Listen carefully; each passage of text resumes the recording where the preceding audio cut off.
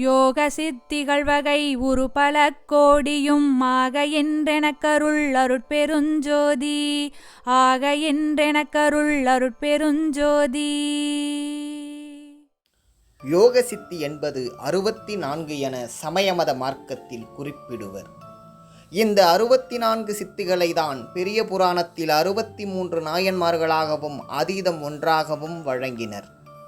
இந்த யோக சித்திகள் மூலம் தம்முடைய தேகத்தை கல்பம் செய்து கொள்ளலாம். இந்த யோக சித்தியை பெற்றவர்களின் ஆயுட்காலம் படைத்தல் தொழில் செய்யும் பிரம்மனின் ஆயுட்காலத்திற்கு ஈடானது.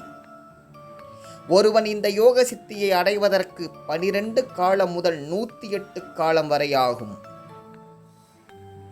இந்த யோக சித்திகளின் மூலம் இறந்தவர்களை எழுப்பலாம். ஆனால் அந்த பிணம் நாசமடையாமல் இருக்க வேண்டும். யோக சித்திகள் என்பது கோடிக்கு மேல் விரிவடைகிறது என்கிறார் வள்ளலார். யோக சித்திகளை ஓரளவு தெரிந்து கொண்டு அதை 64 என வகுத்தனர் சமய மதத்தில்.